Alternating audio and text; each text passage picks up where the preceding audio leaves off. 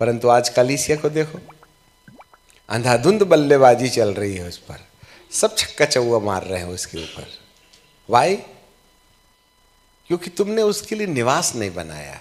वो तुम्हारे अंदर रहता नहीं है, तुम्हारे अंदर तो प्रोजेक्ट रहता है, लालच रहती है, लोभ रहता है, वासना रहती है, मोबाइल रहता है। ये सब लंदी भंदी कार्यक्रम आपकी जिंदगी में रहिएगा तो प्रभु रह के करेगा क्या? आप ही बताइए ना। प्रॉब्लम यही तो है। Hallelujah, praise the Lord. दाऊद के सामने प्रभु ने निवेदन किया, नातान नबी से प्रभु ने आवाज लगा के कहा, जा मेरे दाऊद को कहना, क्या तू मेरे लिए निवास स्थान बनाएगा? यदि आप हृदय से सुनोगे तो आपके आंसू गिरेंगे। इतना बड़ा शहंशाह निवास स्थान के लिए याचना कर रहा है, और वो भी बाबा दाऊद से। मैंने तुझको भेड़ बकरियां चराने से लेकर अधिपति बनाया, कारण कि तुझे मेरा भवन बनाना है। इसमें मेरा कोई लाभ नहीं है। मैं तेरे साथ मेरी प्रजा को स्थिर करना चाहता हूं। कोई दुश्मन तुम्हारे ऊपर आंख ना उठाए, उंगली उठाए तो उंगली गल जाए। यह उस समय होगा, एक जमाना था जब प्रभु की मधुर उपस्थिति हमारे जिले में थी। सन 1998, 99, ना 88, 89, 90 के शतक में प्रभु के दास को जिसने उंगली उठाया धरती को प्यारा हो गया। आज तो बल्लेबाजी भी करते हैं तो उनके सिर में जोई नहीं चलती, because we lost it the presence of God. जब परमेश्वर की आंधी, कोई भी बच्चा यीशु का नाम ले ले, एक गवाही मुझे आज भी याद आती है। यही खेतों में एक महिला थी, उसके छोटा सा बिटिया थी, वो शायद 5 या 6 साल की थी।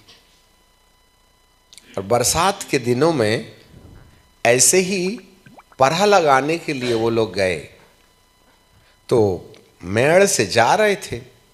जाते जाते वो महिला अपने बच्चे को भी ले जा रही थी, 5 साल की थी, कहाँ छोड़ देता, दिन भर उसको चावल बोना है।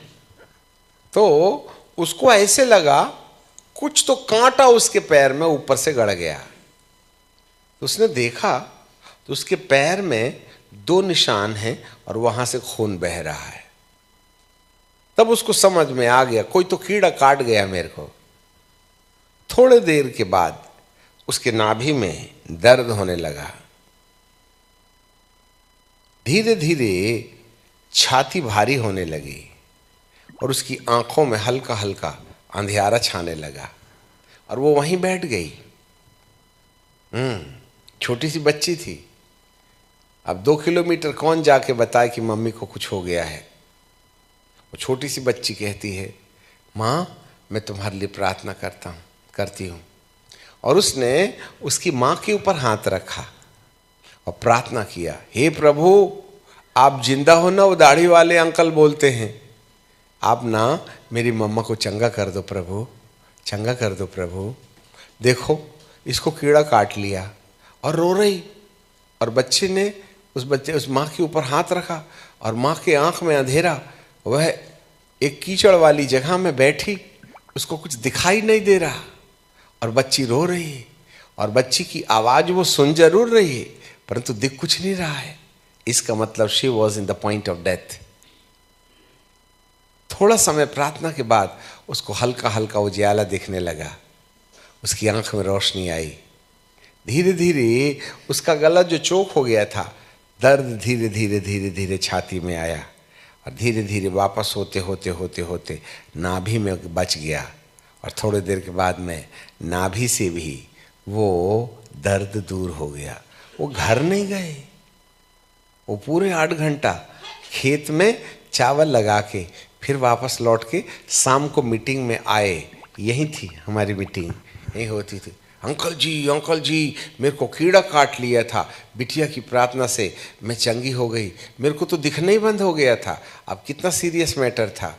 हम जाने के बाद, अच्छे होने के बाद पूरा दिन भर पढ़ा लगाए, फिर घर वापस आ गए, नहाए धोए, और शाम को 7 बजे देखो हम प्रार्थना में आए हैं। उस समय बत्ती नहीं हुआ करती थी, हमारे पास यहाँ पर कैंडल थी, उस रोशनी में हम लोग आराधना करते थे।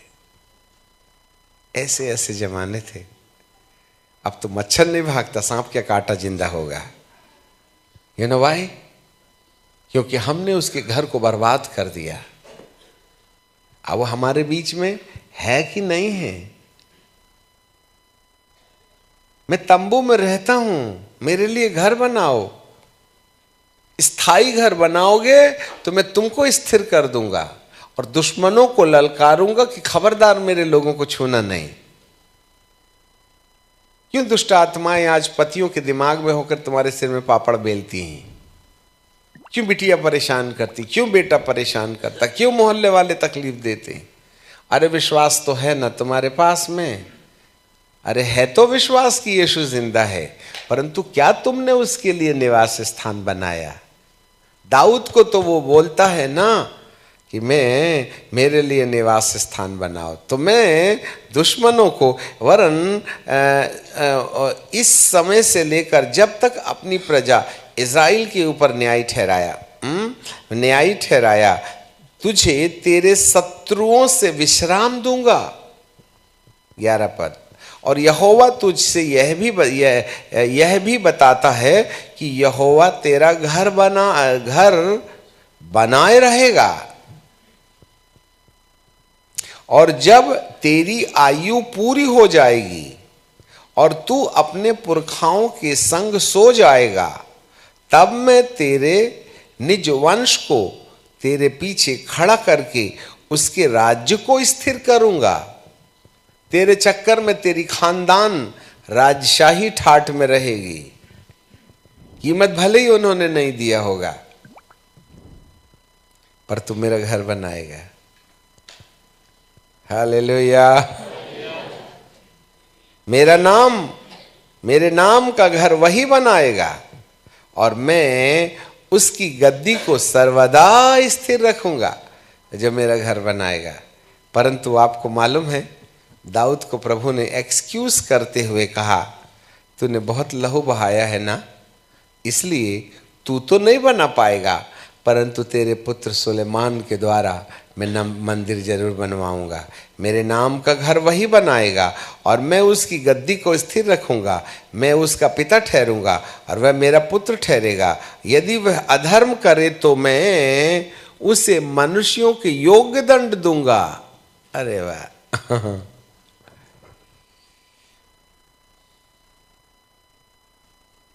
तो प्रभु मंदिर बनाने बोल रहा है। इसके पीछे क्या रहस्य है? प्रभु को मंदिर में रहना नहीं है। प्रभु को तंबू में रहने से कोई उसका सिर गीला नहीं होता। और स्थायी घर रहे तो क्या स्वर्ग छोड़ के धरती पर आ जाएगा? फिर स्वर्ग का कारोबार कौन संभालेगा? परंतु वह हमको स्थिर करना चाहता है। If you will carry the presence of God, God will establish your life. आपको मालूम होवे, हमने अपनी जिंदगी के अंदर में स्थिरता देखी है।